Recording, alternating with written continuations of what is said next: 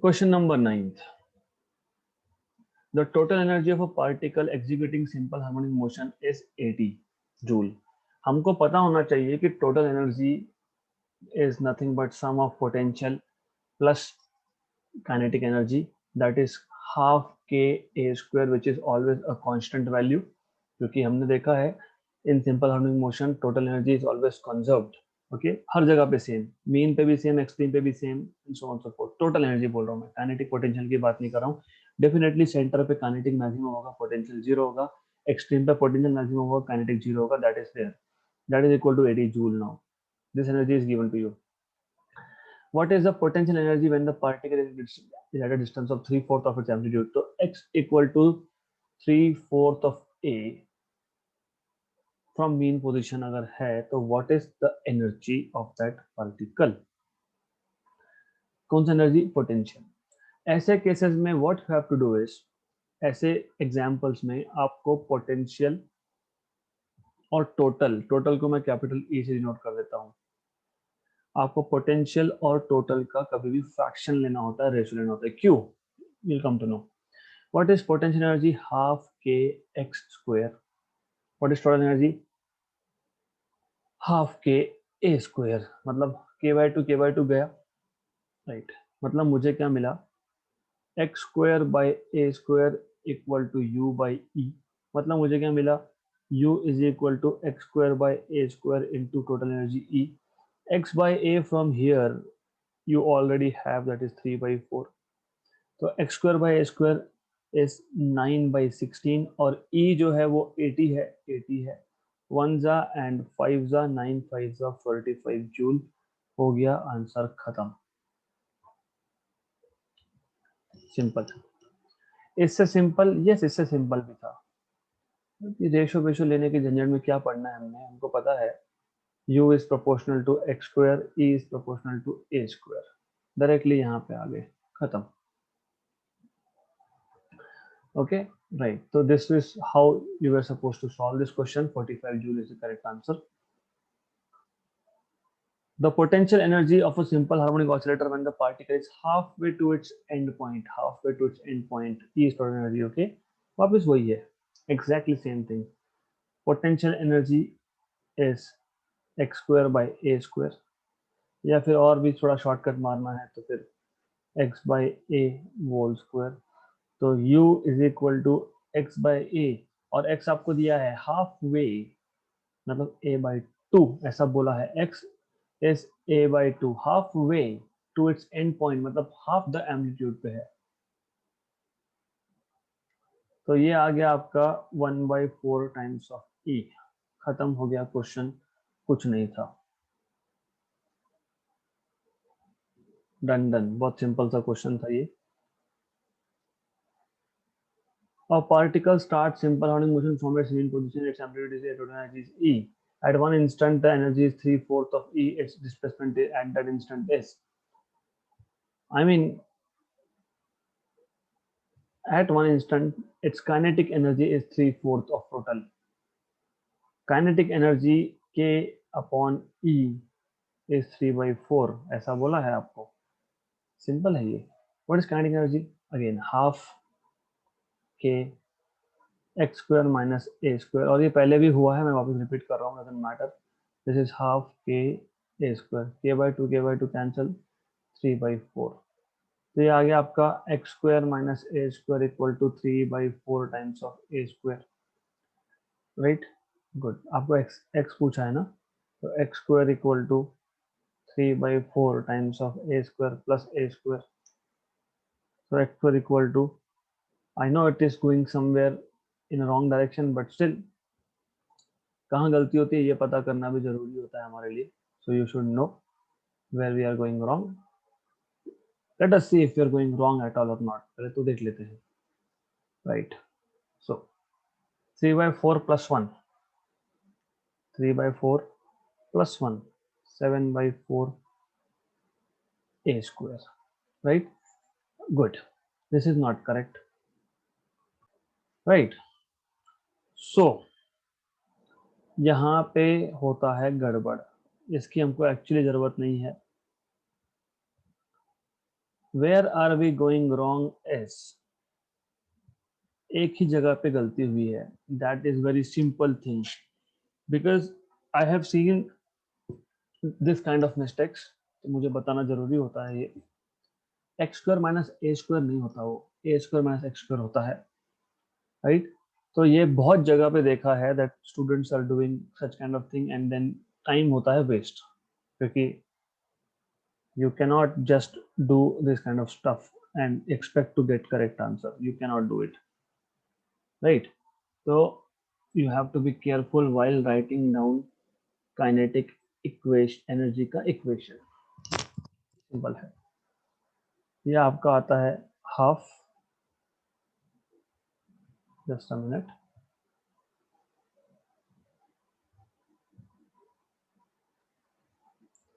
ये आपका आता है हाफ के.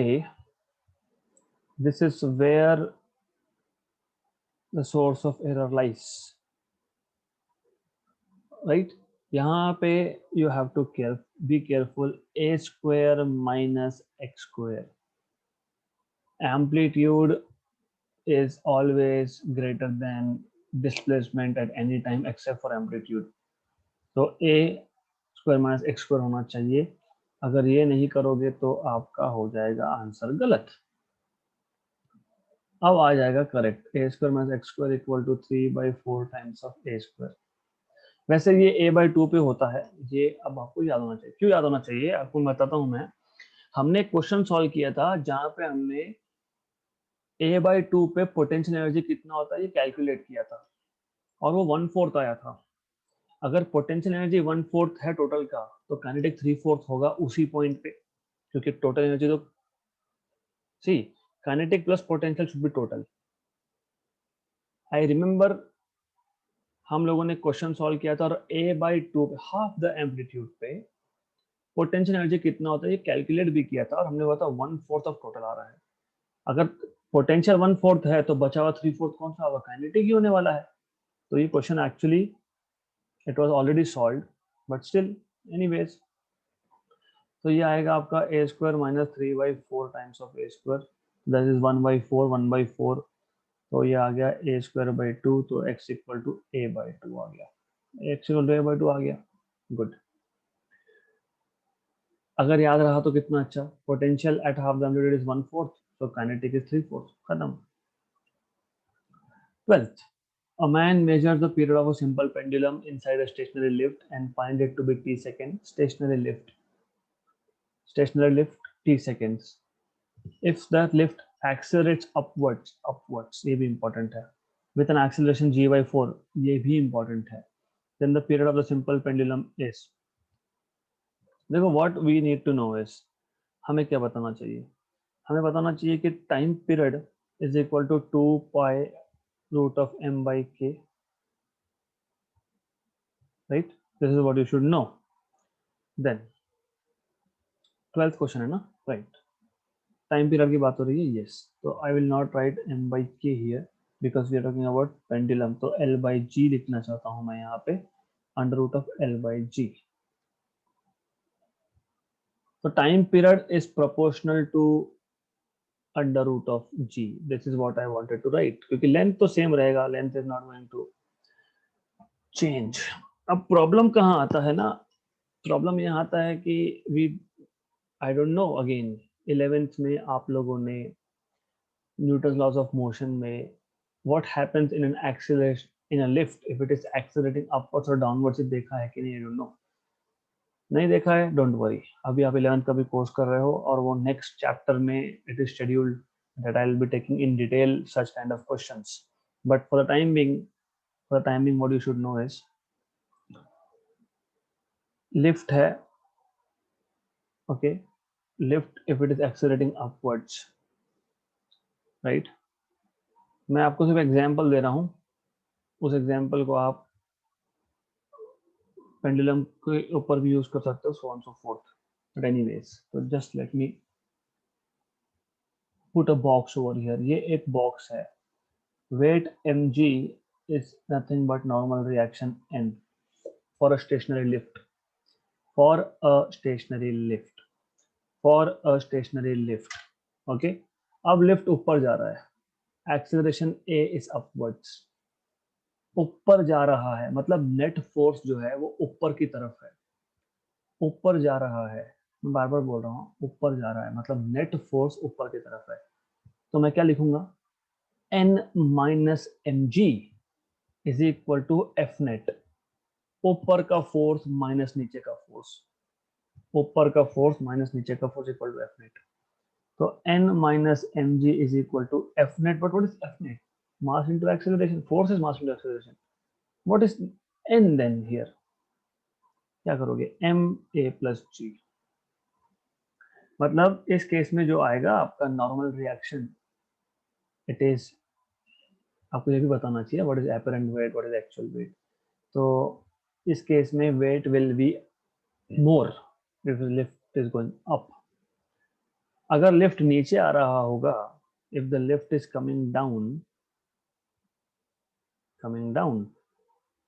तो उस केस में मैं क्या लिखूंगा, एक्सेलरेशन डाउनवर्ड है, हम क्या लिखेंगे फिर, m ji minus N equal to F net, net force, क्योंकि लिफ्ट नीचे आ रहा है मतलब डाउनवर्ड फोर्स ज्यादा है, तो downward minus upward equal to net force. पहले केस में upward minus downward equal to net force. अगर ऐसा याद रखोगे ना तो कभी नहीं भूलोगे। वो बुक, रट्टा रट्टा इज टू डेंजरस, ओके, रट्टाफिकेशन नहीं करना। Lift going up, A plus G, A plus G, A plus G करते रहो, A plus G, okay, if lift going up A plus G, A plus G डालते रहो अपने दिमाग में, फिर एग्जाम में गलत करो। सिंपल क्वेश्चन है, कोई भी ऑब्जेक्ट नीचे कब आएगा, जब नीचे का फोर्स ऊपर के फोर्स से ज्यादा है, मतलब downward minus upward equal to net force. ऊपर कब जाएगा, जब upward force minus downward force equal to net force, तो वही करो, M ji minus N equal to M into A, so N is equal to M ji minus, right, correct.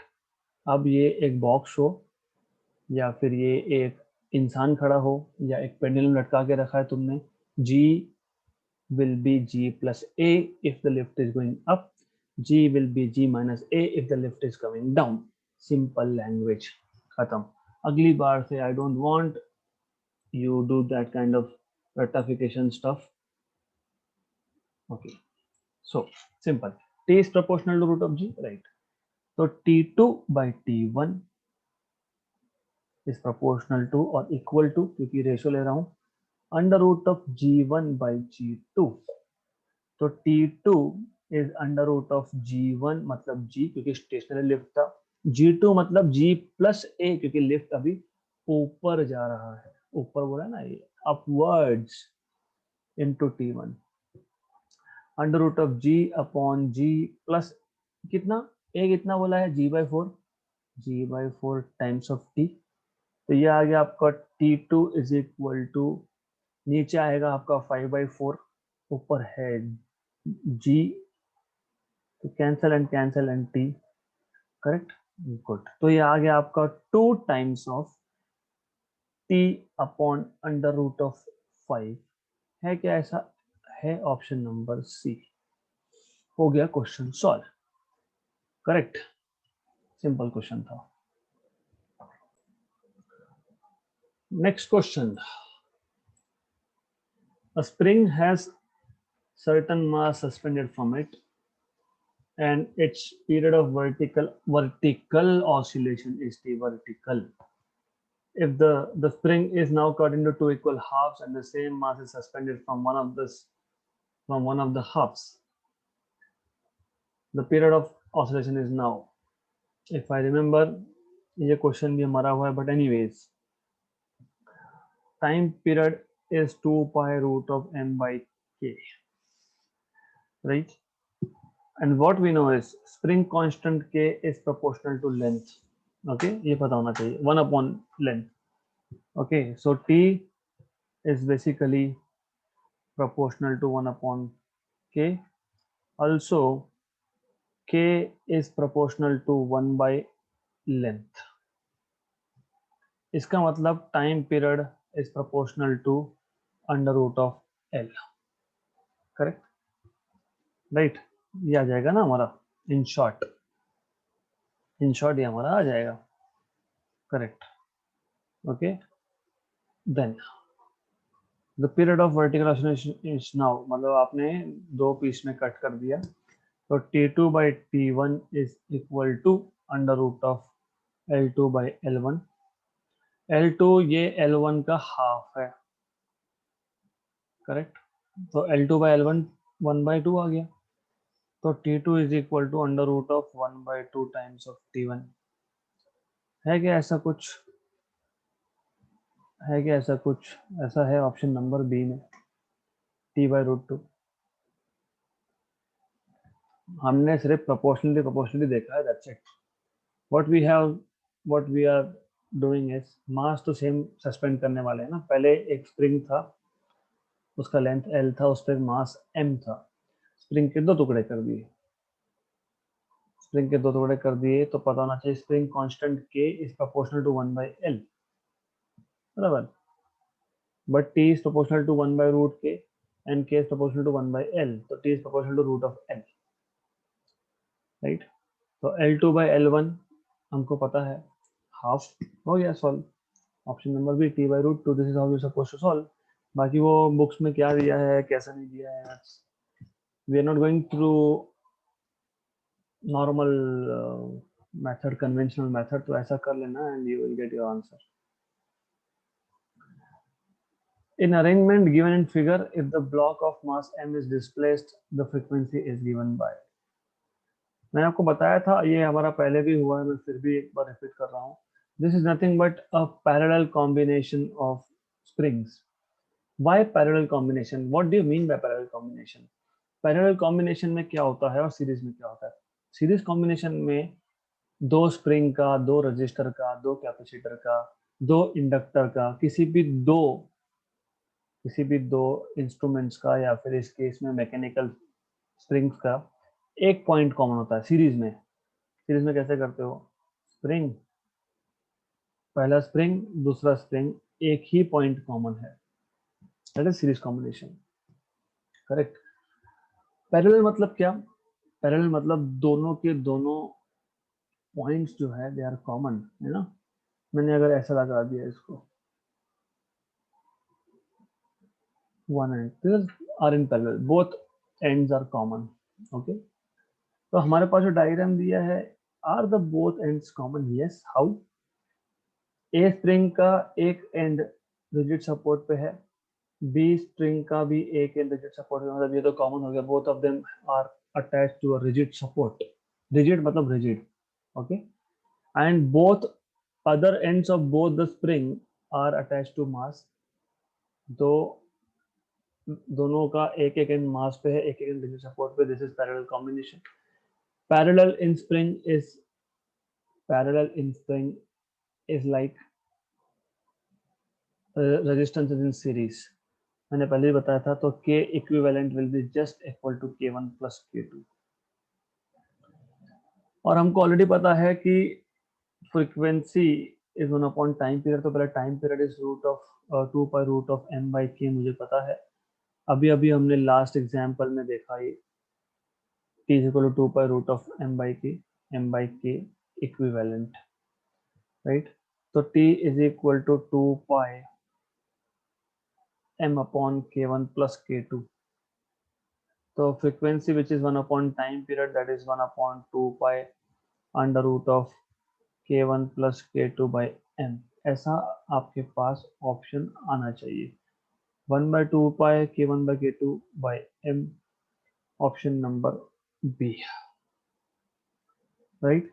तो easy question था, it was nothing. 15th भी हुआ है और repeat भी हुआ है, क्वेश्चन ये रिपीट हुआ है क्योंकि you don't have a lot of variety of questions in this chapter।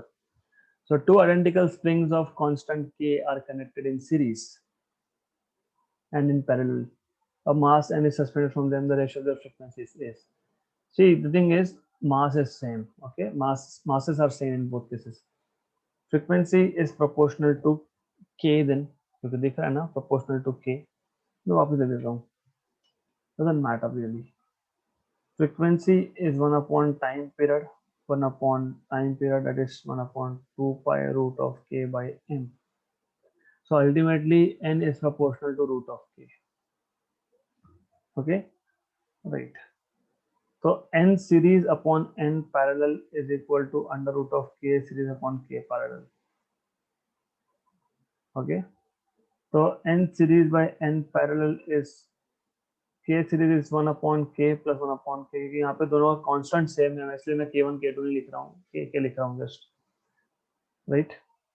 k parallel is what, k plus k, मतलब ये आएगा आपका under root of 2 by k और this is 2k,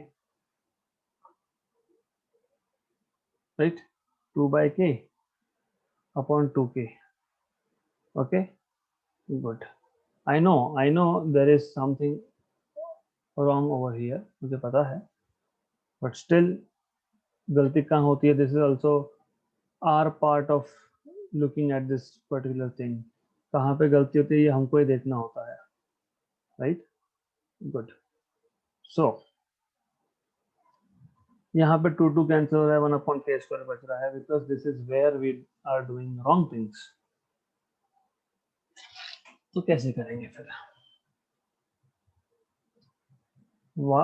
where are we going wrong, this is we have to identify। मैंने आपको बताया था series में और पैरेलल में क्या होता है, right. what happens for series combination is 1 upon k series is 1 upon मैंने वहां पे क्या लिखा, डायरेक्टली ks लिख दिया, 1 by k1 plus 1 by k2, यहाँ होती है गलती। हम लोग डायरेक्ट सॉल्व करने जाते हैं ना, तो फिर ये 1 अपॉन के की जगह पे डायरेक्टली के लिख देते हैं, तो this is where we go wrong, right. तो 1 अपॉन के प्लस 1 अपॉन के, तो 1 अपॉन के एस इज 2 बाई के, तो K S is K by 2 and K P is just K plus K, that is 2k। Now it is good, N S upon N P is k by 2 upon 2k, cancel cancel, 1 by 4 का root is 1 by 2, तो 1:2 हो गया question solve. That's why I am repeating some questions, because there is some possibility of either wasting your time or doing mistakes. Again same thing, figure S1 and S2 identical springs है, identical springs मतलब length same, k same, ऐसा होता है उसका मतलब।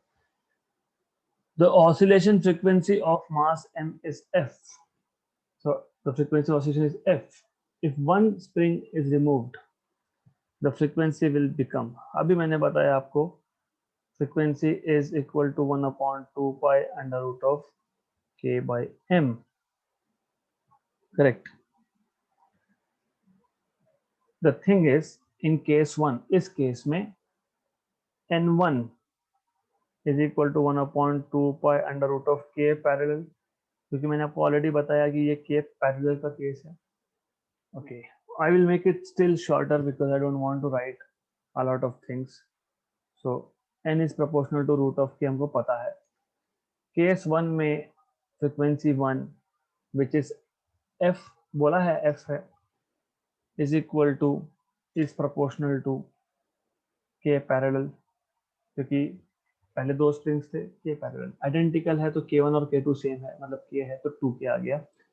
तो what you can write down is frequency f which is we are saying n1 is nothing but proportional to 2 times of k। अगर एक स्प्रिंग हटा दी मतलब n2 is proportional to just k because you are removing one spring, right। so n2 by n1 is under root of k upon under root of 2k, okay। so n2 is equal to n1 upon under root of 2, मतलब f upon under root of 2, option number D, खत्म, done, okay, simple thing. Next question,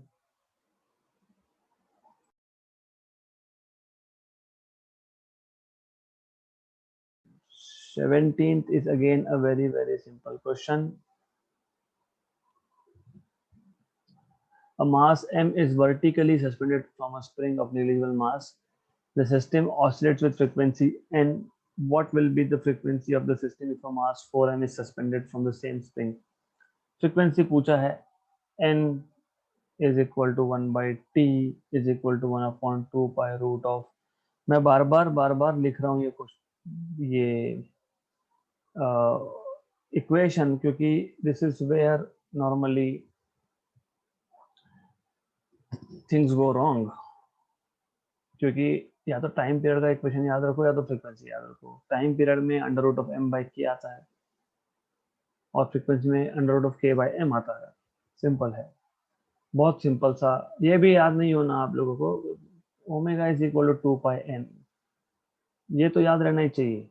this is nothing, N is equal to 2 pi by omega, right? Wrong, N is equal to omega by 2 pi. ये याद है क्या? Omega is equal to under root of K by N. हाँ, ये याद है तो हो गया। तो एन का formula, this is how you get, याद रखना। There are many ways of deriving the same formula, right? तो अभी हमको बोला है वर्ड बाय वर्ड, क्या बोला है? सेम स्प्रिंग, पहले मास m था, अभी 4m कर दिया। सेम स्प्रिंग मतलब n is proportional to 1 by root of m। तो n2 by n1 is equal to under root of m1 by m2. m1 is m and m2 is 4m, cancel। तो n2 by n1 is 1 by 2, तो n2 is n1 by 2, n1 by 2 option number C. Simple, ये भी simple है, ये तो orally होना चाहिए। अब किसका रेशो पूछा है? 5 identical string are used in the following 3 configuration. The time periods of the vertical oscillations are, अभी टाइम पीरियड है। टाइम पीरियड क्या है? रूट 2 पाई रूट ऑफ, ये होता है चालू कंफ्यूजन यहाँ पे, root of m by K, root of m by K. Time period is proportional to 1 upon root of k। Mass तीनों में सेम है इसलिए मैंने मास का मेंशन नहीं किया, राइट? तो ये हो गया पहले केस में T1 is proportional to this, दूसरे केस में T2 is proportional to series combination. थोड़ा सा रिस्की पार्ट होता है सीरीज कॉम्बिनेशन, घाई नहीं करना। सीरीज कॉम्बिनेशन में मैंने अभी आपको बताया KS will be K by 2, KS will be K by 2, तो under root of 2 by K। ये आप खुद सॉल्व कर लोगे, right? Under root of 2 by K। क्यों? क्योंकि ये एक्चुअली ऐसा था 1 अपॉन K बाई 2, तो वो 2 को मैंने भेज दिया ऊपर, ऐसा कर दिया। पैरेलल तो इजी है, T3 is proportional to 1 upon 3K, root में 3K नहीं 2K एडिशन है, दो स्प्रिंग है, तो हो गया ना। T1 is to T2 is to T3 equal to 1 by root K is to root of 2 by K is to 1 upon root 2K। तो मिल गया मुझे 1 is to root 2 is to 1 by root 2, 1 is to root 2 is to 1 by root 2 is option number A. खत्म।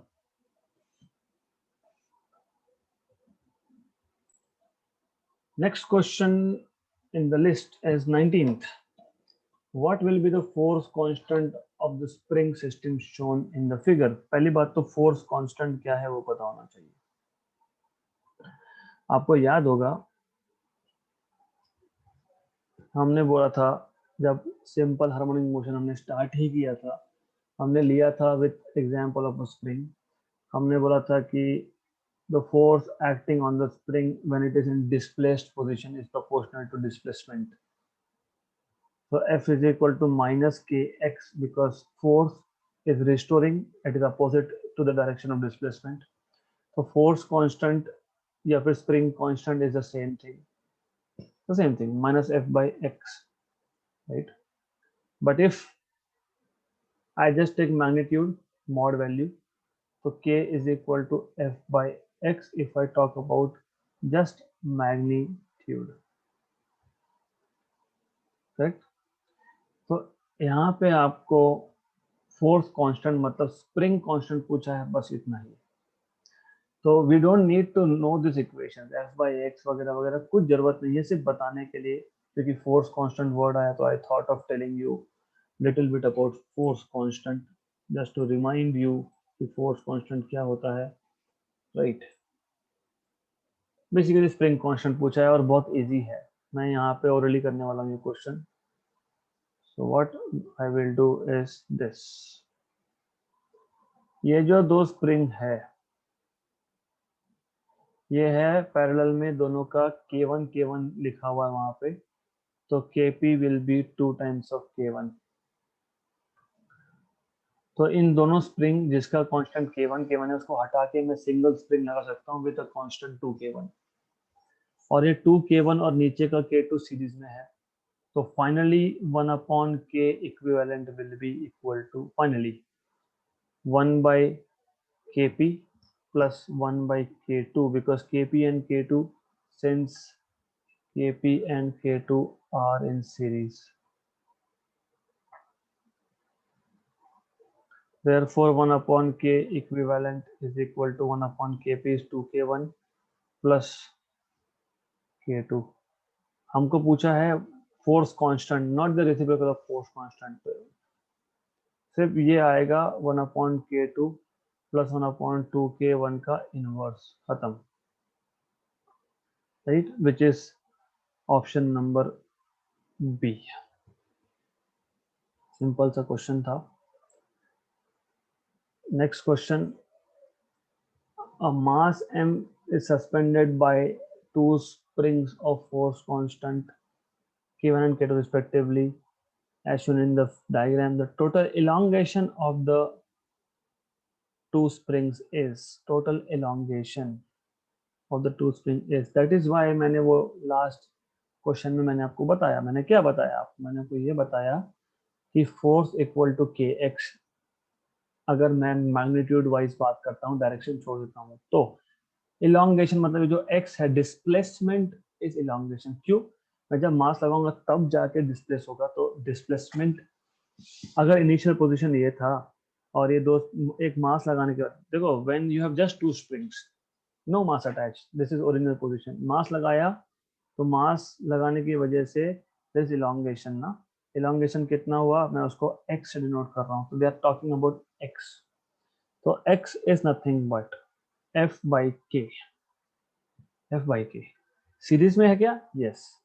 Series में क्या होता है?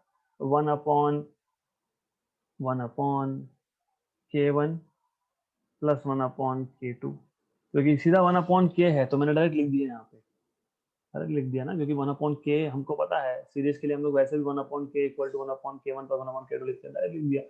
Force कितना है? mg, क्योंकि ये mg की वजह से ही तो इलॉन्गेशन हुआ, और मास कैपिटल M बोला है तो mg, because the downward force here is nothing but mg because of the gravity mg। हो गया solve, K2 plus K1 upon K1 into K2 times of mg, खत्म।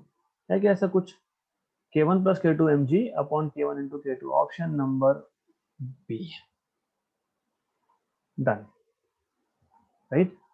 Simple and done, good. So enough for today, we'll do next questions in next lecture.